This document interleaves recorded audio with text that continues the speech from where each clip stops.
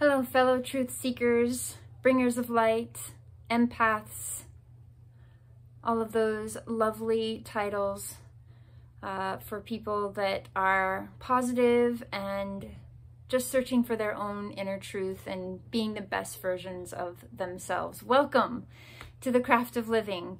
I'm back again to share with you some of my dreams I've been having. I've been having these dreams that I want to share with you in case it might offer maybe a perspective. Maybe you're having strange dreams too and you don't know what they mean. Maybe some sort of relief. I don't know.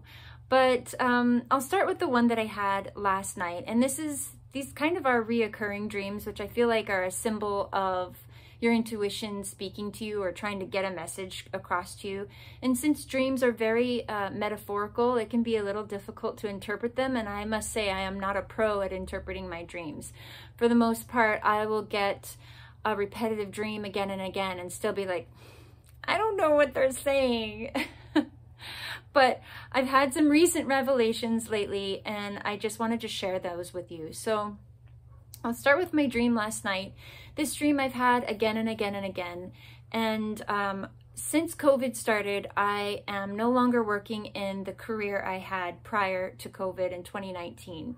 I was furloughed, and then after a year of being furloughed, I was let go.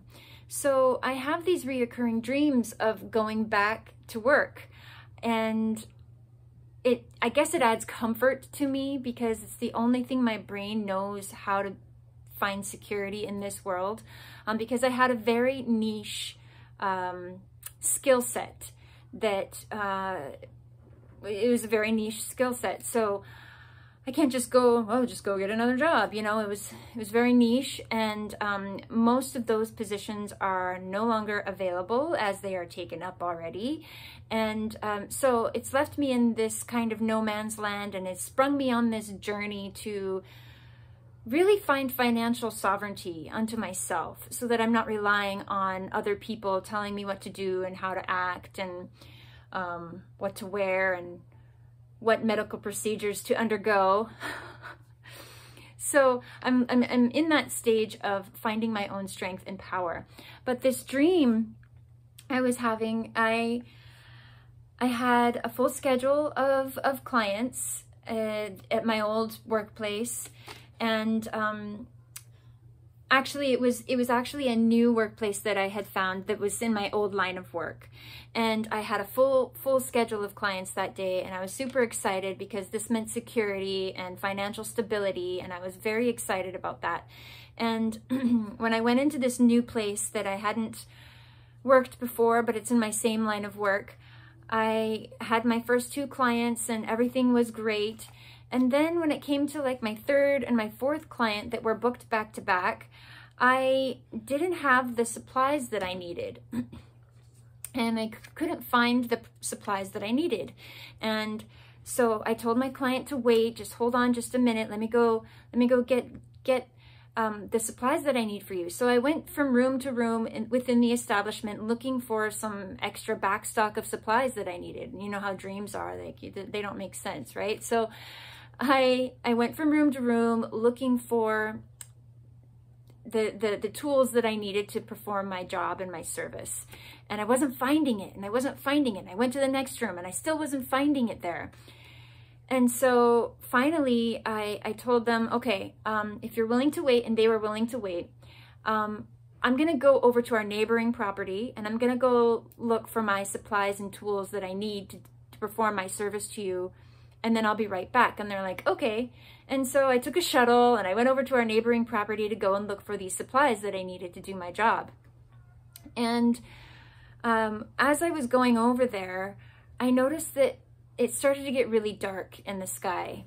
And I was like, wow, it must be quitting time. It must be, I guess that's it for today. I guess I failed today. I'll try again tomorrow. But wait, why is it getting so dark? And I looked at my watch and it was like 1:01 p.m. And I was like, it still should be light out. Why is it getting so dark? And I looked up at the sky and there was a full eclipse happening over the sun. and it was just about complete. There was just a little sliver of the sunlight left, which is why it was getting so dark. And I remember at that time, I was like, oh, okay, this shift that I was thinking about is really happening, and it's actually happening now. All right, well, I guess the gig is up, and I can be my full expression of my fullest self. And so at that moment, I decided to fly. And so I flew up and I rose above the crowd to get a better assessment and to see how things looked from above. And then that's when I woke up. And I woke up feeling kind of sad, like, oh man, I really miss my old job. What does this mean? Does it mean I have to go back to my old job? Or does it mean that I have to go and look at my old line of work and what I used to do? And I was kind of sad. And after I thought about it for a while, and I was like, actually, you know, this is kind of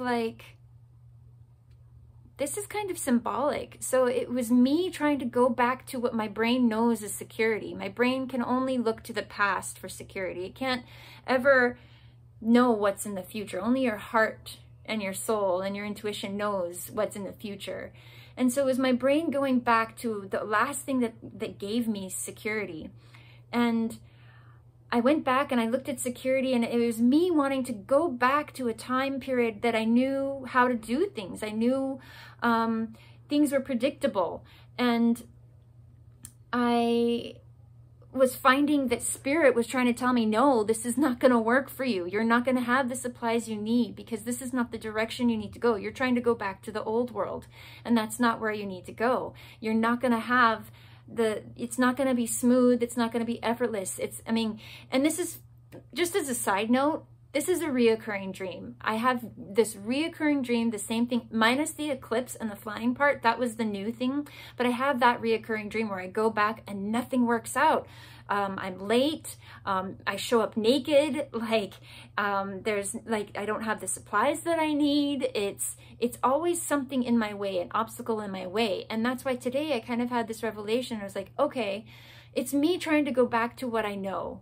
It's me trying to go back to the old ways, trying to find security in the past and what I did, and trying to bring it into the future. But Spirit's telling me, you're not going to have that same flow, because going backwards is not going to work. You're not going to have the supplies that you need. You're not going to have the tools that you need, because it's time for you to stretch and grow. It's time for you to do and embrace something different. And so the eclipse was something new, and I was trying to figure out the meaning of the eclipse. And I was like, well, I think the eclipse it's a shift. It's a shift happening. It's a shift in perspective. And I mean, when you take light away from the world, there's shadows that get cast. It changes your viewpoint on everything. And I'm not saying that darkness or whatever is going to happen, or an eclipse is going to happen. I'm not saying that at all. I'm saying that it was symbolic of a perspective shift of what we're going through, and that it's going to affect the whole world. And you're not going to be able to fit that square peg in this new round hole anymore, no matter how much you try. And so at that point, I feel like I was like, okay, and I just surrendered, and I fully embraced who I was, and I was able to fly at that point, which is not uncommon for me. I am a flyer in my dreams. But in that aspect, it was like, all right, I guess I don't have to try in that old world sense anymore. I can just let go and embrace all that I truly am and who I truly am. And that's why I was able to fly so effortlessly. And it just offered a different perspective on anybody out there who may be going through what I'm going through. Maybe you decided to leave your position for a myriad of reasons, and you're in this no man's land too. Maybe you get haunted by your dreams also. But yeah, I feel like the moral of the story is stop trying to go back to what was. Stop trying to go back to that security that you're trying to hold on to, and understand that the security is within. The security is what you create and what you believe and what you're choosing to pursue. Because Spirit's not gonna work with you and flow with you. It's gonna be kind of going uphill. It's gonna be pushing a big boulder uphill. And it's better to turn away from that, embrace it, love it that you had that experience, and then be open to what the future has to offer you, because it's going to be so much greater than what it ever was. And that was dream 1. Dream 2, there's a dream 2. Dream 2 is I also have a repetitive dream of going back to school. And I'm a nerd, so I love to learn, and I love to learn new things. So I would have this repetitive dream of going back to school, and I would get at this school and I would have all my supplies, I'd have all my pencils and my books and my paper, and then I wouldn't know, I would have like a list of classes that I was going to take, but I didn't know where they were. I didn't know what teacher was going to teach them, and I didn't know how to find the class. And I'm like, man, I'm going to be late. And the bell was ringing, and I was like, dang, how do I get there? How do I find these classes? I don't want to fail. And I would just keep having these repetitive dreams. Maybe like twice a month, I would have that same dream of going to school, being completely prepared in every other respect, and then not having the printout of my schedule. And I wanted to go down to the principal's office and say, hey, where's my schedule at? I need my schedule. I need to know where I'm going. And finally, the other day, I had a revelation, and it's like, my spirit guides must be going like, oh, she's finally getting it. But it was just like, oh, okay. The going back to school is symbolic of the school of life. And me being a very practical person, I want something that's going to tell me where to go, something that, you know, based on what it was in the past, like, okay, where do I go? How do I get there? How long is it going to be? How much is it going to pay me? You know, and just basically just a list of like things, what to expect. And I didn't have that in the dream, and it made me realize that, okay, there is no navigational system in life. There is no map quest. There is no you know, Google Earth, Google Maps on where to go and take a left here and take a right there in regards to a tangible item. And I'm not going to get that piece of paper that's going to tell me, okay, you're going to go and do this and this and this and that now. It's going to be more intuitive, and I have to know intuitively and go within to look for that printout and that schedule on where to go and what class to go to next in order to really navigate in this school we call life. So I know that might seem really obvious to some of you out there, but just that same thing of just your brain wanting that tangible, practical type of information that's just given to you. This is what to do. This is where to go. This is the name of your teacher. This is what you can expect. And in the school of life, you're not really going to get that. You're going to get hints, you're going to get clues, and you're going to have your intuition guiding you. But that is where you need to look. You're not going to look out here for your printout. You're going to look in here where to go. And that was a big eye-opener for me. And I just wanted to share that with you in case it brought any type of clarity to anybody out there. But let me know what your thoughts are and what dreams you have, and if there are any repetitive dreams that you might have, and what you can kind of get out of them, and what your lessons might be. What repetitive dreams are you having? What lessons are you getting out of them? Share that with me. I'd love to hear that. And last but not least, I have an essay I would like to read to you. And I unfortunately don't know who wrote it. But this essay has touched me so greatly over the past many years, and it has personified what I feel like it means to be living from the heart. So this is called Head and Heart. So your head may not know what it is all about, but the heart has its own reasons the head knows nothing of. And it is better to follow the heart than the head. Cowards follow the head. Courageous people follow the heart. Rather than thinking what it is better to go into it and know it. Firsthand is better. You have to shift your energies towards the heart and in small things, but those small things become of great significance. If you are going to do something, your heart says one thing and the head says another thing. Immediately put the head aside and go with the heart.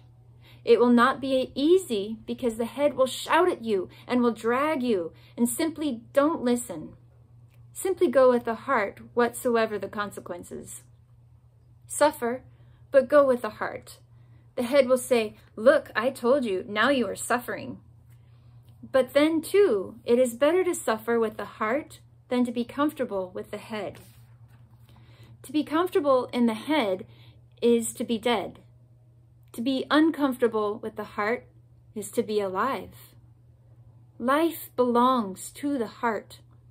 The head knows nothing of life. It is a mechanical thing.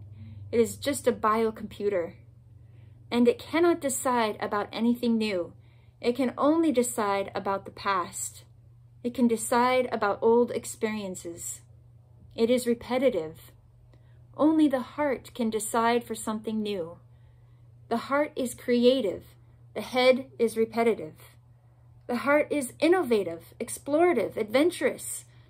The head is very, very orthodox, traditional, conventional.